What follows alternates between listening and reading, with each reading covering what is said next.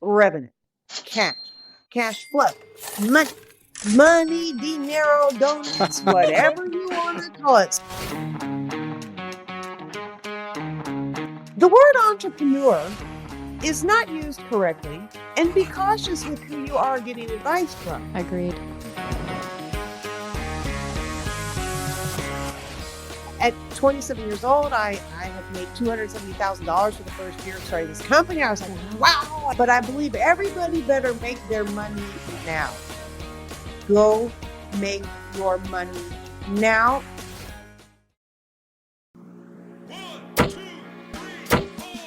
Welcome to The Business Game, a podcast that moves the needle.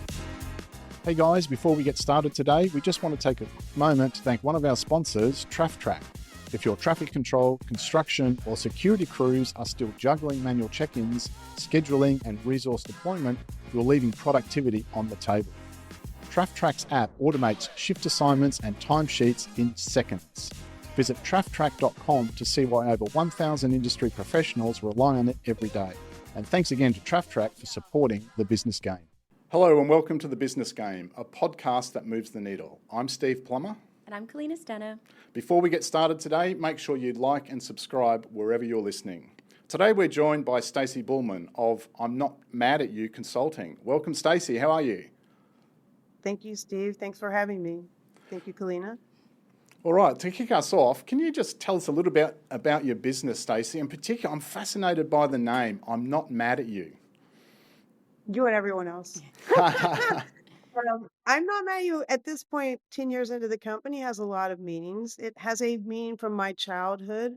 I cheated on a test when I was young, and in the end result is my teacher said she needed a signed note from my father saying, or from a parent notified that they had been told about me cheating. And I had an older sister who chose usually not to be forthcoming and tell the truth and come clean. And so I took a different approach and I came clean with my father, and he handled it very well. And from that point forward, it was sort of like, own your things. Maybe people are not going to be mad at you. And at that point, at 13 years old, I can tell you, I don't think that that was the I'm not mad at you moment, but it resonated when I was naming the company, and lots of other events in my life sort of led to it. But that's the origination of sort of, if people are willing to sort of own what they've done, you usually have an opportunity to help them and solve the problems and move forward. Yeah, I love that. It seems very much a heart space kind of thing, right? Tell us a little bit about your company and who you serve. Yep, we serve small to mid-sized businesses across all industries, and we've worked with companies across the world. So we are not solely based in the United States. We've worked with companies in South Africa and Mexico and the United States, Argentina. And really, as I said, every industry and any type of company. I spent 30 years in the consumer packaging industry in the United States of America working for Fortune 100 companies. But the majority of the companies I serve are construction, janitorial services, pet facility services. You name, any type of small business, we've had the opportunity to, get to understand those. And helping those companies was really no different than working with the Fortune 100 companies. It's systems and processes and helping them understand that they have to continually work those systems and processes even when sometimes they don't want to. So you've had an impressive career before and after founding I'm Not Mad at You. What are some of the moments that you're most proud of along that journey? I have a lot. I mean, I would say the opportunity to move to Tulum was a huge moment to be proud of. I mean, there's been a lot of moments. I mean, you hit the $500,000 marker, you hit the $1,000,000 marker. There's a lot of moments, but I think some of the better moments are some of the smaller things. The times that you made a difference for people. I One love of my that. first clients, I remember, while the goal was to increase his business, the the other goal was that he would and his wife would be having another child, and they needed to move into a bigger house. And within 3 or 4 months of us working together, the revenues had increased enough. He and his Oh, wife were able to buy another house, and the family expanded. So I don't know. I would never be able to say there's one moment, but it's a lot of collective moments. it's that And to, impact. to Yeah. be here 10 years later, because when I started this venture, I had no idea whether I would make it or unlike, 70% of the businesses don't make it to 10 years. No, yeah. So That's I amazing. think This is going a little off script, but I'm curious. You seem to be very driven by your values. What are the values that you hold to help steer the ship along your journey to where you are now? Personal values.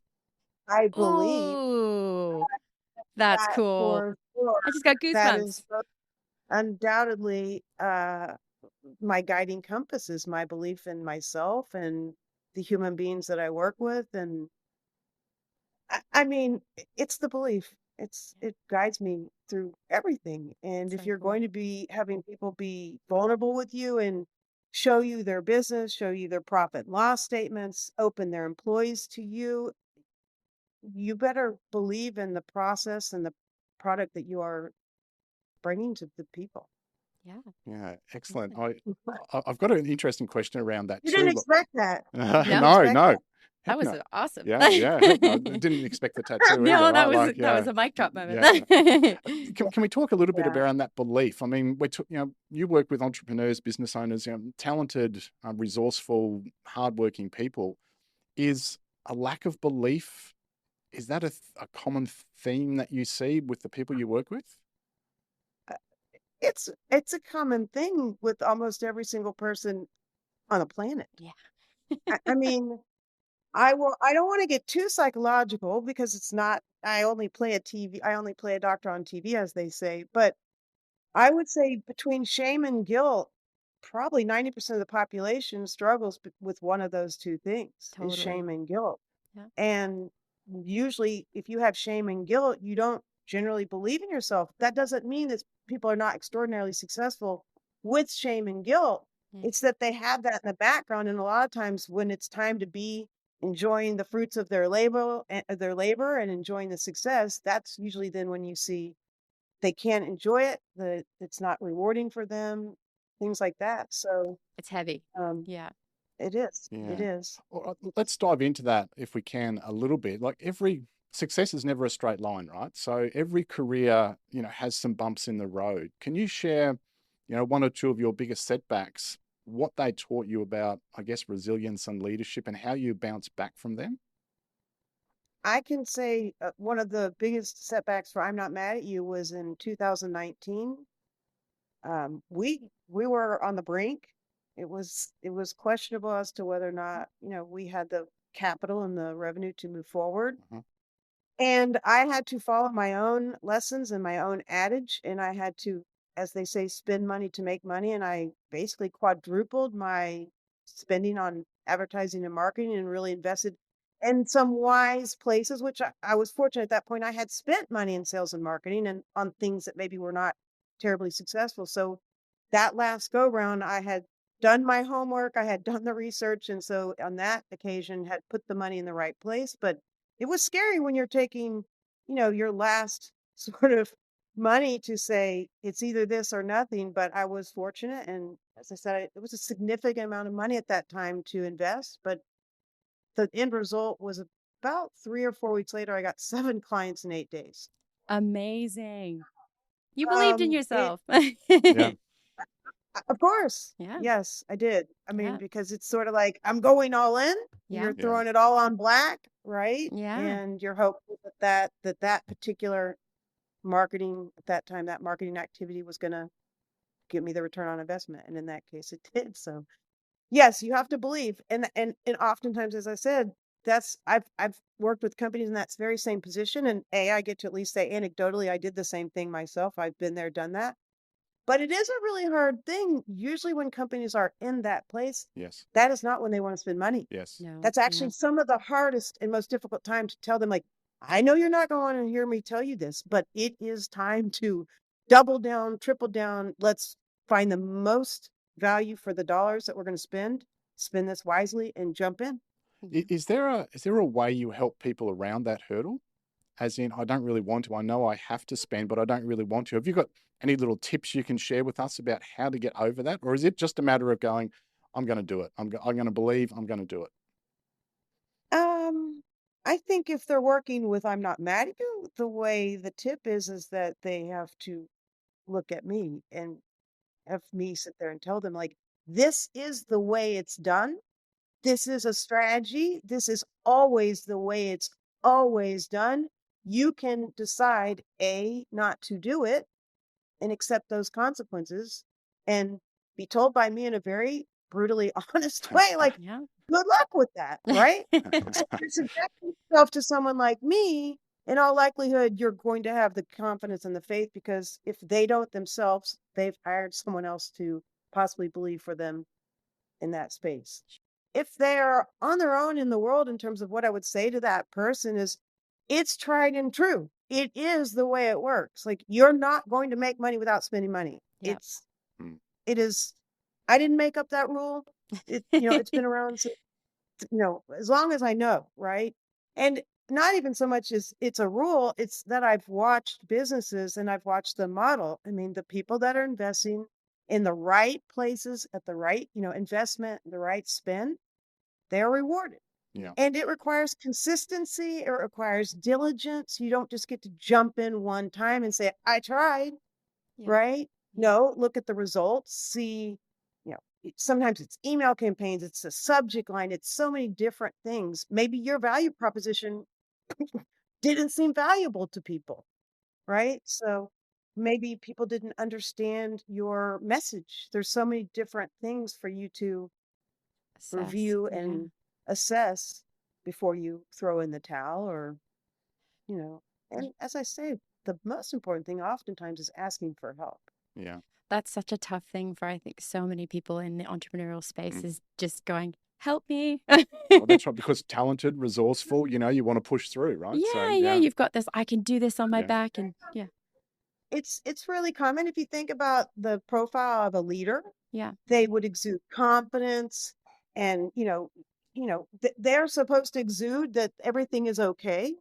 So oftentimes it's difficult for the leader to sit there and tell people like things are not okay and we're not going to make payroll this month, right? Things like that. yeah, Even in a casual conversation where oftentimes my clients maybe are in social settings or casual situations. Mhm. And even then, there's not always the opportunity for them to, as I say, like, are you referring me to people? Are you telling people how good and I said, but you know what's funny? Even if you're at a social situation, oftentimes, they're not sitting there going like, yeah, my business is doing so bad. I need help. yeah. In fact, Yeah. they're doing the opposite. The are, opposite. yeah. And Yeah. You ever go to a there's networking event? It's always Yeah. I'm so busy. I'm so busy, so busy. event, right? Yeah. If you're doing really well, you're probably not in a networking event. Yeah. To be That's, totally honest with you. ooh, I like that. I thought that's, yeah, so often, yeah, when I would go to, When I first started I don't want to downplay networking events. I no, really don't because they're really, I got many clients through my networking affiliations when I started my company. But I will tell you what I found the case to be was in the beginning, it made all the sense for me to participate in different network events and see which ones were a good fit. Like everything else, I think it's smart for people to try them out, mhm, test it out. If it's working, assess it, and you're getting a value, continue. If it's not, cut the cord quickly and try to spend your money or time in other places. sure. But if you've really built a business over time and the networking group is requiring once a week that you're showing up for 2 or 3 hours, if your business is substantial, you don't have those 2 or 3 hours to give to that networking group after a certain Yes. part Point. in your business. So Yeah. I say to business leaders, continuously evaluate how you are spending your time. And even Love if that networking group was really valuable to you when you began the company, if you're 3 or 5 years down the road and you're still spending a week, a day, a week, or a day, a month, and probably that's not generating the same value for you, you should be spending that time in another place, Mm, space, yeah, another marketing activity. I love that. Yeah. Mm. So, can I ask, what was the turning point for you from jumping from working with the Fortune 100 companies to going all in on yourself and doing the entrepreneurial thing? What was it that turned the point for you? I have a, a very personal story. Oh, okay. And then there's the generic story Sure. from, being fed up with corporate America. Yeah. I think I knew when I was 33 years old that I was going to do this. I managed over 5,000 people in my career. I'm not naturally empathetic. I think we started this conversation about saying like it comes from the heart. I would say that through the beginning and the middle part of my career, I was not a terribly empathetic person. At that point in my career and life, if I was the best at something, I was going to exceed, and that was all you had to be. When I got into management, it was like, whoa, it's not so much about how good I am, it's how good I'm going to pull all these other people. Yeah. And as I try to explain to people, as a manager, you never pick up the phone for someone to tell you things are well. You never pick up the phone for them to be like, hey, everything's amazing here, and I don't need anything from you. You actually, the minute you become a manager, that's never really the role you're going to serve. So, that taught me empathy because I recognize, like, wow, these people have so many problems that are going to get in the way of them doing the job I need them to do. So, therefore, I'm going to have to show them some level of empathy to tell them I'm sorry that their child was sick or their aunt had died or their dog had passed, whatever it was. But do you still think it's going to be possible that you are also going to be able to withhold the commitment that you've made to us? So it was always this balance of, oh my gosh, I have to be empathetic to these people. And at the same time, I have a job that I'm responsible to have done by these people as well. That's So tough. I, at 33, knew that empathy had to be learned and focused and studied more on my part. And then, I continued to hone my craft at that point. In the next 12 or next 7 or 8 years, I was managing P&Ls of $1 billion. So I was getting experience in that regard. I was calling on, greater and larger retailers with more, responsibility. Then it would move from people management to account management and billions of dollars and planning and forecasting 2 and 3 and 5 years. And in all that time with corporate America, we had consultants come in. We would have lots of money spent on consulting, shall we call it. Many different ways that they were going to come into our company and make us better. And most of the times they never talked to the mid-level management people, which is at that time sort of where I was at. I'm like, you're not talking to the people that do the work. Yes. And you're Yeah. not really getting anything of substantial help to those of us that do the, field level soldier work. Yes. And so they would tell you things like follow the Oz effect, don't go below the belt. I'm like, I'm calling on Walmart. Trust me, I'm not going below the belt. I'm not telling the buyer, you're a jerk. Do you know what I'm saying? Like, are you kidding me? I never have the luxury of going below the belt. Right. And they spent $1 million to bring us all into Chicago to teach us that, to tell us how to speak to people. And so it was really out of the bane of all those consultants that all the companies that I worked for spent millions of dollars, and I never saw an ounce of return on investment. And Yes. Yeah. nor did my colleagues, right? It wasn't just me. It was all of us. It was a joke. And it was a waste of money. There was so many other places that the company could have put that money that would have been so much more valuable. I mean, donate.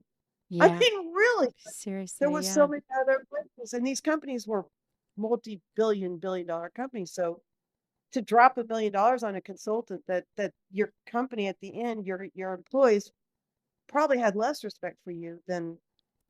So that Yeah. made me mad. That did Mm-hmm. make me mad. Mm-hmm. As I said, like those things made me mad for years. And so I would say, between those two things, that was the precipice to really get me cooking. But lots of things have to come together. And Yeah. then, like I said, I had a personal event where things did not go very well for something I had anticipated personally. Mhm. And it was devastating in my life. And I was what I felt like, at a very low moment. And I tell people, like, in that moment, I probably did not believe too terribly much about myself. And as I say, from the ashes of that experience came, I'm not mad at you. And, it's a deep story. Yep. But yeah, I it love that. definitely between that, everything in our life, as you said earlier, it's not a straight line. You feel something, like I knew I was good with motivating humans. I knew I was good at solving problems. I knew I was really good at numbers and forecasting and understanding those variables, but I don't think that I was ready a minute to before that, right? Like I was only ready exactly when I started. Yeah. Sure. All right, let's fast forward then, Stacey, to I guess the present day or thereabouts. I mean, Now, yeah. today. You've helped more than 1,000 businesses across a variety of industries, from robotics to pet care. Can you share with us one client story that really captures the kind of transformation that you and your team create for businesses? Yeah, I mean, lots of those as well, but I will give you a more recent one. We started with an engineering client about 3 years ago, and he was an engineer in the oil and gas industry. And he Yeah. came to me before he left his job and said, I think I want to start an engineering company. And we sat down and sort of said, like, okay, well, I think the roadmap would look like this. And he took that to heart and literally followed the roadmap step by step by step. He did not deviate one bit, which I can appreciate being an engineer. Yes. He Yep. recognized, Very thorough. and to be fair, when he first saw the steps, I don't think he necessarily agreed with where we started. I remember the first step we took was message mapping, which was creating the story of the company and the why. And I remember seeing his face when I said the first thing we're going to do is a message map. We're going to spend about an hour and a half creating the brand. And I think he was thinking, are we not going to do a sales activity? Are we not going to, Mm, craft an email? I said, until we have a story, you don't have anything to sell. You got to create the voice, right? Yeah. So you don't have anything out there for us to have you go sell if we don't even know what it is that you sell and why it is that you wanted to do this. So we did that. And as I said, he went step by step by step. And he showed me a graph the other day. And I don't think I'll be able to pull it up quickly for this to be relevant and timely. But he showed me the graph of his business over the past 3 years. And wow, oh, wow, oh, wow. Like, how fun. Oh, Like, cool. I'm like, well, that looks really good for me. But this was the wow. graph. I don't know if you can see Wow. it, Oh Yeah. my That's good but enough. gosh. this is the How beginning, awesome. and I said, like, this is, and I told him, I said, trust me, obviously I'm so happy for you. But I said, that also makes me look really good because, he came to me before he ever started the company. He then worked for the company that he was working for 8 months before he even left that company, very similar to how I did my launch for this company. And he's been a delight. I mean, he's been a delight. I can say in the 10 years, I wouldn't say my favorite, that's not fair, but I would say from beginning to now, it's been the very best client in terms of they did everything we said and they're seeing the results as they deserve because it's not so much that it's not even really my process. Everything I'm doing falls within the guidelines of what you're supposed to be doing. I'm following the rules and I make them follow the rules, and they're never allowed to deviate. And to me, I believe that much in the rules, not me, but the rules. If you follow the rules, you are 99% of the time you will be rewarded. And if you're not rewarded, you need to probably look at your product, your service, your pricing, your placement, right? Those 4 P's, right? If I'm not selling, what is wrong? Yeah. Mm. This is a little just on that. Have you ever come across a business where you thought that their product or service was a little bit, you weren't quite confident in it? Have you ever had that experience where you thought, oh, I don't know if this is going to work? I know you believe, but No. I've not had a situation where I did not, where their product, their service was not adequate or, what I felt was something I could speak to.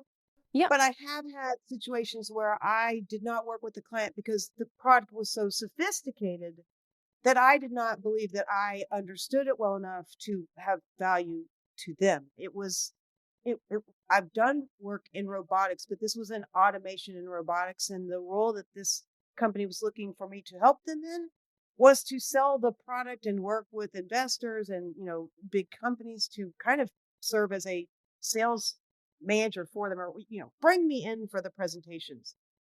And I told them I just didn't think that I understood the sophistication of the product to to to be able to bring value in that type of um, meeting or that type of opportunity to help that client. So I've had situations like that to Yeah. where what we bring to the table would not be sufficient, or we didn't have an understanding of the service and the product well enough to help them. Yeah, sure. Awesome. Yeah, it's good to be honest in those Yeah. moments too. Yeah. It wouldn't, as a salesperson, it's not, if you're in a position where you're in front of people and you're not confident, first of all, it shows. It's miserable. And for whatever money I would have earned or, generated that, my reputation's at stake, right? Yeah, So absolutely. It's going to reflect. not so much on being so noble, right? I don't see it as much as noble as like, don't put yourself in a situation that you jeopardize your business. Yeah. Yeah. Yeah. Yeah. Hey guys, just wanted to do a quick shout out to our affiliate partner, Opus Clip. If you need great videos without hiring an editor, their AI engine turns your raw clips into share-ready content in under a minute. No skill required. Find our link in the description to support our show and get a great sign-up bonus. Create more, stress less with Opus Clip. Now back to today's episode. Yeah, Stacey, one of the other things you do is you run the CEO sounding board program. So how does that work in practice? And what do most CEOs come to you really needing? In practice, it's 90% of my clients work with me in the soundboarding capacity. And the way that looks is every single week we speak. And every single month we review the profit and loss statement. And on those weekly calls, we're discussing execution of everything, right? Whatever comes up that week. We have an agenda where let's cover sales, let's cover biz dev, right? Let's cover marketing activities and the success or failure of those things. Let's cover HR issues this week. Let's cover hiring, let's discuss the candidates. Almost anything that's happening for that CEO that week we're addressing, and then they're soundboarding with me on my idea was to let this person go in 2 months after we get through this particular event, things like that. And then maybe I have an idea like maybe we should get rid of them now. Maybe we should see if we can get them to quit, right? It's like whatever should happen. But we are pretty adamant about talking to them once a week. If you go much further with your leader making decisions every single week, if they're talking to you once a month, every couple of weeks, they've made 10, 15 decisions that by the time you catch up on the second week or the month, you can't really fix much of what decision they had made. So It's so I true. believe that the program is successful in that they have pretty full access to me. They can text me, they can email me. We have the call once a week. But the accessibility, I believe, is the strength of the program, is that the decisions that are being made are constantly being addressed by somebody else. Somebody else is hearing like that's a good idea. And as you see with the name, I'm not mad at you. Like oftentimes they don't have good ideas, and oftentimes we're sitting there telling them, no, no, right? I had a client come to me years ago who had an opportunity to work with a marketing company, and this marketing company was going to ask them to front, $65,000. This was a brand new company. This was a startup company. They didn't have $65,000 to spend to pay for 2 years of a marketing company, right? Wow. And Yeah. in fact, this client was potentially going to go get an investment to pay for the marketing. We called a hard no, absolutely not. That's not the best for your business to get debt, $65,000 to commit to a marketing company for 2 years. My goodness, most of the marketing companies we work with, we don't commit to them for more than 90 days. I mean, there's a lot of them out there, and a small percentage of them deliver against what they promise that they will deliver against. So it's not wise to get yourself in a long-term commitment with many partners in that capacity. Like, let them earn their stripes before you put down payments on services. Yep. Can I just ask you there, is there at the moment, is there I guess a theme coming through or a common problem that CEOs are facing at the moment, or is it just varied? Revenue, cash, cash flow, money, dinero, donuts, whatever you want to call it, sales pipeline, business development, it all falls into the exact same bucket. It's money inputs, inputs. It's always inputs. I've had intro calls with clients. And I always ask, what is your greatest challenge? On every introduction call, it's always, what is your greatest challenge? And I've had every answer. I can tell you about 90% of the time you are immediately told it falls into sales. So about 90% of the leaders are just honest and tell you the truth. It's revenue, it's sales, Then there's about 10% of the people that try to make it look like it's something else. They try to cover it up like I have a personnel problem, I have a morale problem, whatever. They want to make it look like it's something else. And as I always tell them, no matter what the problem is, it will always lead right back to a sales problem. So when you asked earlier, and I think you asked again to get my answer, it's sales, it's revenue, it's the P&L, it's the money in the bank. It's the money in the bank for every person, business.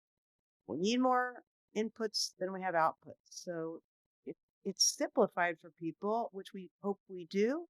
It's an easy concept, but I can tell you, I can speak for America. I don't know about Australia, but we are horrendously educated when it comes to financials and understanding our inputs and our outputs, be it professionally and personally. Our country struggles mightily with this, and the debt levels are extraordinary. And as we said before, 70% of businesses are going to fail within 7 to 10 years. So that's usually because they're not sufficient when it comes to the financials and the P&L. And the sad thing is they think that's because you need very sophisticated math skills and you need to really understand accounting and finance. No, you don't. You need to understand that you have more inputs than you have outputs. So Yeah. measure it, track it, and see if you are doing it. That's it. That's all you have to do. That's your only financial responsibility, is look at it, measure it, and see if you're following the very simple rules of, do I have more coming in than I have leaving? And it seems simple, but it seems to be so difficult. And to answer your question, no, it's very similar in Australia Yeah, compared to that's America with the Right. financial education. Okay. probably a Yeah, global thing. Yeah. I think so too. Well, there are certain countries.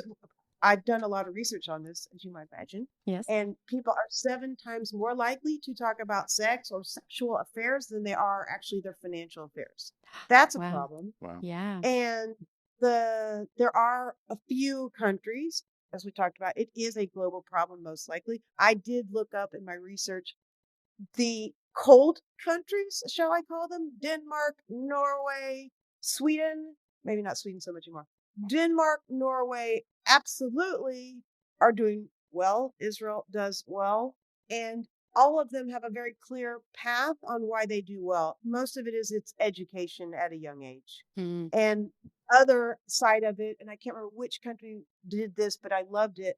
Maybe it was Norway, but they protect their citizens in a lot of consumer laws. They don't allow credit cards to be sent to an 18-year-old. So they don't necessarily attack it from the education like the other countries were doing it from. They were doing it from a protection perspective, as to where, like, you didn't. I showed up at college and there was 15 credit cards in my dorm room mailbox, right? I mean, they were ready to go It's a crime. to let you have. Oh, free money. It Woohoo. is. Yeah, well, at that Yeah. age, Yeah. if Right. you're not So educated. so that country, like I said, I'm going to get this wrong, but let's just say fictitiously, Norway and some of these other countries do have some measures, not many, as we talked about, not many. So I definitely always find a place of relatability to most people, given that my focus is in this place. I don't like to always talk about math and numbers, especially given what I just told you about. People don't really like to talk about it. And it bores people when I create content. That's not the stuff they want to hear about or see. But it is critical. It really is. It is the lifeblood of whether a company is going to be successful or not. Right. For sure. So Yeah. Let's talk about a myth. We've talked about the financial stuff. So what's another myth about running or transforming a business that you think needs to be busted? the word entrepreneur is not used correctly, and be cautious with who you are getting advice from. Agreed. Oftentimes, we might think that people have an audience or they have a following or they have a big a network of people or, like I said, followers or subscribers, that doesn't mean they're qualified. That I don't have a huge following and I'm very qualified, right? I didn't spend a lot of energy getting followers and subscribers. I spent a lot of energy creating a process that would give results where people had diagrams that look like this. I challenge people to, when you are hiring someone to help you, right? If you're going to Yes. pay somebody to help you or your company, have something tangible that is measured. There are a lot of coaches and consultants out there that don't want to be measured. And if they don't want to be measured, I would say don't work with them. I measure our results for, I'm not mad at you, on the P&L. So we ask to see the P&L, which is very invasive. A lot of companies do not want to show their consultant a profit and loss statement. But I'm not going to work with you. If you're not willing to show me the profit and loss statement, I actually can't even help you all the way. I need to see how you're spending that money to understand the areas that you have opportunities. And only then can I actually fully help the company. So, I would say if you have a consultant that tells you they can help you make more money, if they're going to even talk about the word money, and they don't want to see your P&L, then they don't really want to hold themselves accountable. Because there's no other way you can say you did anything for a company if they've lost 30% of sales month over month, year over year, quarter over quarter. You didn't help them. Maybe you are a good person. Maybe you made them feel better. But if you don't hold yourself accountable to their results, if their results are not your results, then I would tell people not to work with those people. Nice. With startups, I am going off track, but I just am so interested because it sounds like you've worked with a few. What sort of, because obviously in the beginning, they don't have any money coming in. And so that input output doesn't really work out in the beginning. And their profit and loss statements are normally pretty sad to look at. So what advice do you give in terms of taking action and where to put money and getting things started in those first critical years of getting off the ground? A few things. A startup shouldn't start up if they don't have a certain amount of capital before they even decide to begin. And that is a huge mistake that people make is you can't go on a hope and a prayer. You can't go. There are times that you can find success with, as they say, shoestring budget. Sometimes you have such an amazing opportunity that if you can just produce something that, you might have the sales, but I wouldn't recommend that anybody go into a startup scenario or starting their own business with not probably 2 years of capital. And that's not 2 years of your own personal living. That's 2 years of your own life and lifestyle and the correct amount of money to correctly start and launch a company and support it with marketing and other activities to ensure that you will build your pipeline and have revenue and sales. So most people say if they do this, they figure a formula based on, okay, it's about $10,000 for me to live a month, whatever it is. And they use that number. They forgot about the extra $6,000 or $7,000 they're going to spend in the company. Yes. So they've already said, oh, I have a year. And then nope, you have 6 months. And then I would tell someone, if you really only have 6 months, you're probably not in the best position to start the company. I tell people, if you don't have probably 2 years of working capital, you should think about whether or not you are in a good position to start the company. And that seems really conservative people. And I understand that because I know if a lot of people really waited to have that, they would never start their companies. And a lot of companies have done really well. So none of these, this is not a hard and fast rule. I say this is a good thing to do because if you don't want to stress that much more and to give yourself a real shot at being successful. Yeah. Because oftentimes I started a company at 27 years old and I only had about 9 months of working capital. And we did some amazing things, but I didn't have the extra 3 to 6 months to hold on and wait for some of those opportunities to truly be able to pop. And it was devastating because at 27 years old, I had made $270,000 for the first year of starting this company. I was like, Wow. wow, I've made it. This is amazing. I'm 27, 270 on one deal. It was just, Yeah. and that Yeah. sort of fell through and bing, bang, boom. I'm, boop, then I'm 3 months later working for the man again. Right. So things can shift quickly. And, oftentimes when we do these things, we kind of hold on to these one or two opportunities and then they don't come through. And so, um, I just, if you can, I recommend trying to have that 2 years of capital. And again, try to remember not just the capital to survive and live, but the capital to successfully run whatever type of business that you have embarked upon. And I will tell you this, to create a little less sadness in how you said that, is that you don't necessarily, if you are working with a startup, that's more of a forecast. And you have to push them to do a forecast and not just a pro forma. I'm trying to get money from the bank pro forma garbage forecast. It is sit down and say, I sell XYZ widget. My target consumer is XYZ old, XYZ this, XYZ this. And in this market radius, because I'm going to open a brick and mortar store, there are 62,000 people, but only 14,000 of them would possibly buy the things in the store. And then of them, I think I can only get 0.5% of them to come into the store. And if that math adds up to what it's going to cost me to run that retail location, then it's good. Then I have to go with those numbers and go with the plan and presume I've got a good plan. If before I've even started, that math don't math, I should never even start. Yeah. Okay. So Yeah. it is math. I'm telling you, the creative people in the world, the people that start businesses, the construction guy, the photographer, all those people fail that step almost every time. They're good in construction, open a construction company. I'm a good photographer, open a photography company. I don't care what the target market is. Aren't all the people in Dallas, Texas potential customers? No. No. How many people in Dallas actually go to photo booths or photo shoots, or how many people in the market even give a crud about photography? It gets so small so quickly. Yeah. And if you start with a good number there, the forecast and the projections, if they work, they work. And then you tell that person, go. If they don't work, you say, retool the plan. Retool the plan. Maybe you have to sell product or service that's a membership instead of a one-off, right? There's other ways to skin the cat. But if you take that time in the planning phase before you've dropped money and created logos and websites and all that stuff, test the market. Like, know your numbers are good before you ever do anything, before any money's spent.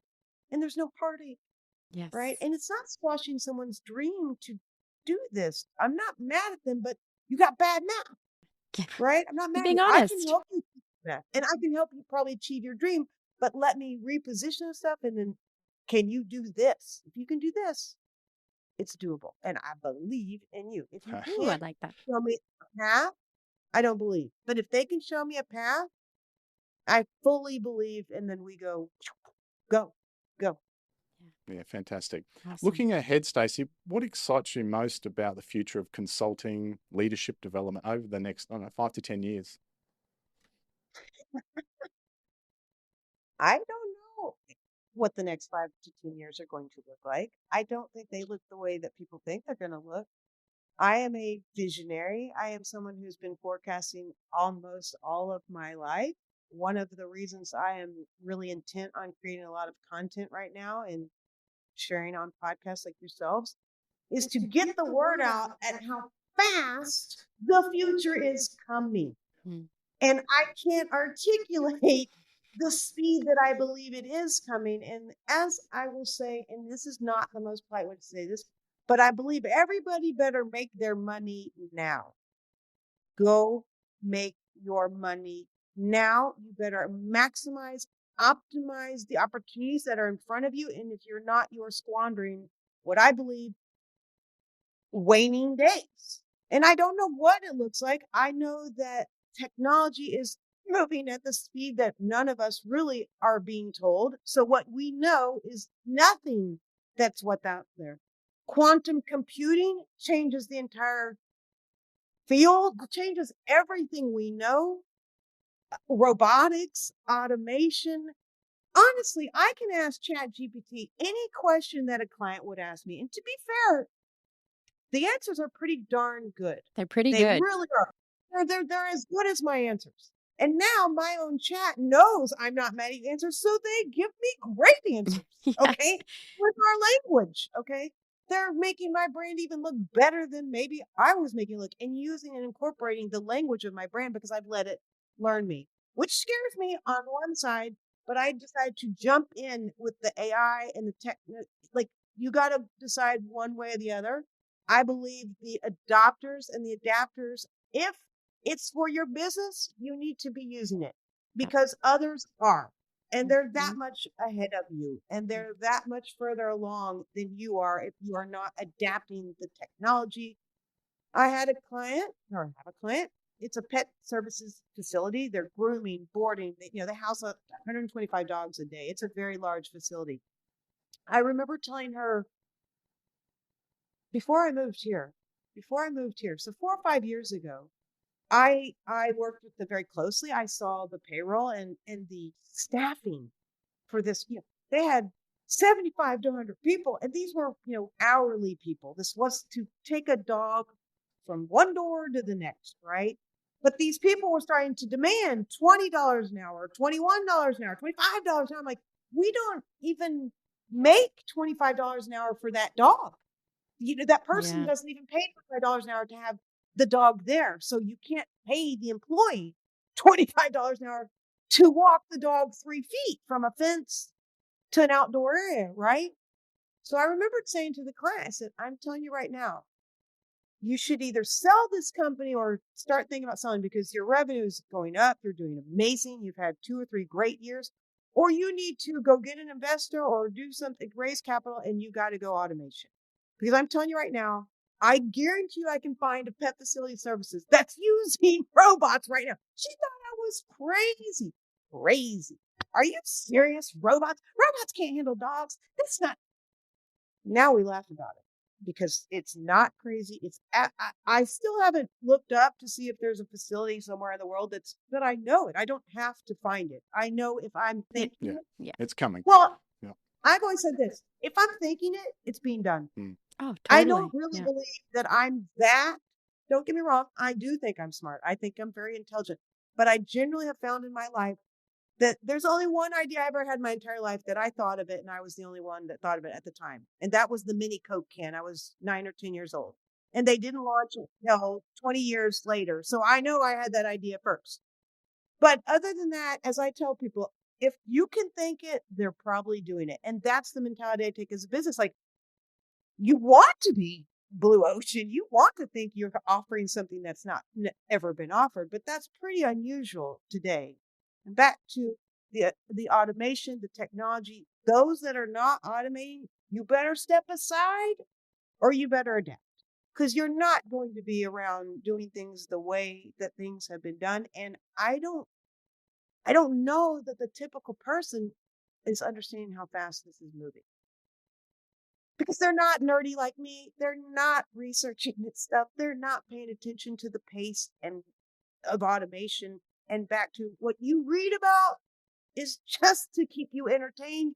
They're doing so much more. So if we see that a robot now is having a baby and gestating and things like that, that means that another one's already giving birth. Like, it's doing 7 steps further than that. That's just what they wanted to show us. That's just what they wanted to show us. So I really, really encourage people to, if you don't know where you're going right now, get help quickly, find a plan to stay, go, but commit, Yeah. commit. I like All right, fantastic. Stacey, we like to finish our podcast episodes with some rapid fire questions. So we're after just one Yep. word or one sentence from you. 4 quick ones. Number 1, what was your first job? I worked at a gun and tackle store. Fun. Number 2, one piece of technology you can't live without. The phone. Speaking of which, number 3, iPhone or Android? iPhone. What was the last book you read? Oh, I stopped reading books when I started the company. So probably Malcolm Gladwell. It's probably one of the last ones, like David and Goliath, or one of those. I literally stopped reading books when I was starting the company because I always read business books. I didn't read anything that was not real and usually business or sports related. So I didn't want any of the things like from Malcolm, like I didn't want any of those things to help form my process, my ideas. And to be fair, since moving, I haven't gotten back on the horse. All righty. One final question. Where can people find Yeah. you and your company? www.imnotmadatyou.com. All right. Always. Fantastic. www.imnotmadatyou.com. All right. Well, thank you very much. That's all we've got time for. Stacey Bullman of I'm Not Mad at You Consulting. Thank you so much for joining us today. Kalena, it's been a pleasure. Thank you. Thank you. Thanks so much, Stacey. It's been Thank incredible. y'all. And Thank y'all thanks, so much. and thanks everyone for watching. See you next time on The Business Game. To help support our continued mission to provide free, best-in-class advice from the world's most compelling business leaders, make sure you hit that subscribe button and ring the bell so you never miss an episode. See you next Saturday. Thanks for tuning into The Business Game. If you like what you heard, make sure to subscribe on YouTube and follow us on TikTok, Instagram, Facebook, and LinkedIn to stay connected. A big thank you to our major sponsor, TraffTrack, for powering today's episode. And join us again on the next episode of The Business Game, a podcast that moves the needle.